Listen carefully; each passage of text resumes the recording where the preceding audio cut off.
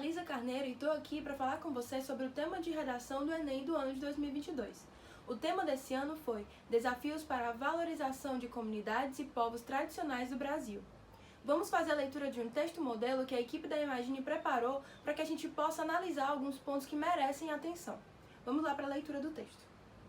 De acordo com o Ministério do Desenvolvimento Social, são povos e comunidades tradicionais os grupos culturalmente distintos, os quais têm organização social própria e utilizam recursos naturais para expressar sua cultura, religião e tradição, por exemplo, como os povos indígenas e os quilombolas. Embora haja leis e projetos no Brasil que objetivam garantir a preservação desses indivíduos e de seus costumes, há desafios no que tange à valorização desses grupos. Desse modo, visando o reconhecimento dos povos e das comunidades tradicionais, é preciso discutir tanto a dificuldade no cadastro desses por parte do governo, quanto o conflito territorial existente. Existem algumas palavras-chave que estão no nosso tema, mas que também se encontram dentro da nossa tese, da nossa introdução, né? Essas palavras são, por exemplo, povos e comunidades tradicionais, desafios, valorização, tem também no Brasil, deixando claro o recorte, né, que a gente está fazendo, recorte territorial. É importante que na introdução isso esteja presente, para que o leitor saiba que você está de acordo com o título, certo? Do tema que foi proposto, mas também para que você oriente ele diante de todo o resto da argumentação, nos parágrafos de desenvolvimento e de intervenção, assim como a nossa tese, que está explícita, presente aqui na introdução e no nosso caso, no texto analisado, é preciso discutir tanto a dificuldade no cadastro destes por parte do governo, quanto o conflito territorial existente, ou seja, eu vou respectivamente nos parágrafos de argumentação trabalhar a questão da dificuldade do cadastro e também dos conflitos territoriais. Eu já apresento então na minha introdução a minha tese, deixando claro aquilo que eu vou trabalhar ao longo de todo o texto, tá bom? Vamos lá analisar os outros parágrafos.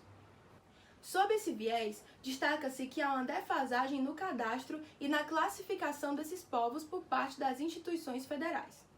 Tal fato ocorre pois não são consideradas todas as categorias existentes em virtude da ausência de reconhecimento sobre quem faz parte desse grupo, o que se dá devido ao pouco interesse do Brasil em reconhecer a sua importância. Comprova-se isso a partir do levantamento do Ministério Público Federal, feito em 2019, no qual 650.234 famílias brasileiras se declaram como povo ou comunidade tradicional. Porém, há nessa listagem a relação de apenas 7 das 29 categorias reconhecidas pela União, segundo o site G1 Notícias. Logo, entende-se que é preciso haver um devido reconhecimento para que se tenha uma efetiva valorização desses indivíduos. Mais uma vez, é importante que depois da leitura do parágrafo a gente analise alguns pontos importantes. Primeiramente, eu tenho o meu tópico frasal, no qual eu tenho a frase destaca-se que há uma defasagem no cadastro e na classificação desses povos. Lembra que quando eu falei da tese que eu ia tratar respectivamente os problemas que eu apresentei na tese? Então, aqui eu coloquei o primeiro, que é em relação ao cadastro, né, e na classificação desses povos. Eu já deixo logo na introdução do parágrafo que é sobre isso que eu vou trabalhar. Além disso, eu tenho o meu conectivo aqui, que é o tal fato ocorre, que está ligando o que eu apresentei no tópico frasal com o argumento que eu vou destrinchar ao longo do parágrafo, né? Então, esse conectivo é importantíssimo para que eu possa garantir uma boa nota na minha competência 4, que é justamente aqui avalia a coerência, a coesão de todo o texto, tá bom? Que, no caso, é interligar todas as ideias e também os trechos, as frases de forma correta, tá bom? E eu queria também destacar outras duas coisas dentro desse parágrafo. Primeiro, a partir da palavra comprova-se, até o trecho G1 Notícias, eu tenho aqui a apresentação do meu repertório. Eu vou nessa informação do G1, que é a minha fonte importantíssima para estar presente, aqui eu vou apresentar no que eu estou baseando a minha opinião. Por que esse cadastro não ocorre da forma devida? E aí eu estou colocando aqui por que o Brasil não se importa tanto com isso, que foi a minha opinião, e eu estou argumentando diante do levantamento feito pelo Ministério Público Federal. Ou seja, eu estou embasando o meu ponto de vista, a minha opinião, eu não estou deixando no campo do achismo, né? Eu estou aqui trazendo embasamento. E aí eu concluo o meu parágrafo com É preciso haver um devido reconhecimento para que se tenha efetiva valorização desses indivíduos. Aqui eu não estou trazendo uma proposta, aqui eu estou apenas concluindo o meu raciocínio e abrindo margem para que lá na minha proposta, de intervenção, eu consiga trazer uma ideia que solucione esse problema. Então, eu já deixo aqui como se fosse uma pitada, uma forma de mostrar pro leitor o que vai vir nos outros trechos do meu texto, tá bom? Ademais, a disputa territorial também constitui-se como um obstáculo para a valorização desses grupos. Isso ocorre porque muitos povos tradicionais brasileiros, como os quilombolas, ribeirinhos e indígenas, por exemplo, ocupam áreas cobiçadas por fazendeiros, madeireiras e mineradoras. Assim, já que não há o reconhecimento da contribuição e da importância dessas pessoas para a biodiversidade brasileira, esses conflitos resultam em mortes e em apagamento dessas comunidades. Nesse raciocínio, tal fato pode ser comprovado pelo documentário Areias que Falam, da diretora Arilene de Castro, que mostra o desaparecimento de 2 comunidades ribeirinhas após a construção de usinas hidrelétricas. Evidencia-se, assim, que o confronto territorial é uma entrave que precisa ser solucionado. Mais uma vez eu queria chamar a atenção para um conectivo que a gente tem, para alguns pontos desse texto, mas principalmente no caso do primeiro conectivo que a gente tem dentro desse parágrafo, que é o ademais. Esse conectivo está me trazendo a ideia de que eu estou continuando o que eu estava dizendo no parágrafo anterior. Ou seja, ele me dá uma ideia de continuidade, de acrescentar uma nova ideia, uma nova informação. Então, é fundamental que ele esteja nessa parte, porque dentro desse período do meu parágrafo, por quê? Porque ele vai também colaborar com a minha nota de C4, porque eu estou fazendo a devida relação entre todas as partes do texto. Tranquilo? Importante.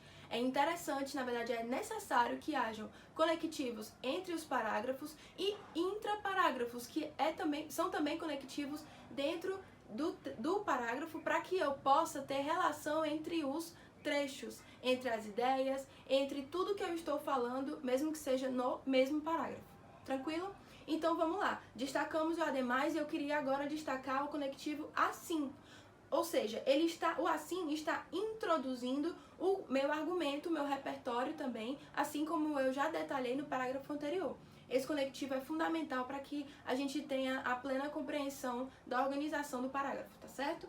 E aí, eu trago como embasamento o documentário, né, da diretora Arilene de Castro, deixando ele como uma prova de que a minha opinião em relação a esses conflitos está documentada neste documentário, não é algo também, mais uma vez, dentro do campo do achismo.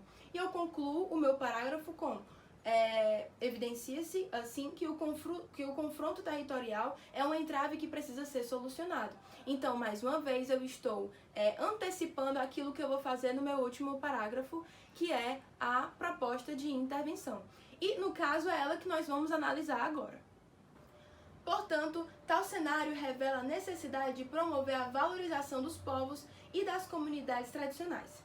Logo, para a solução desse problema, o Ministério do Desenvolvimento Social, responsável pela promoção de políticas de assistência social, devem organizar projetos de cadastro e de reconhecimento para essas populações, com a ampliação de centrais de registro. Isso será colocado em prática por meio da mobilização de profissionais selecionados pelo MDS, a fim de identificar essas pessoas e de reforçar a sua importância.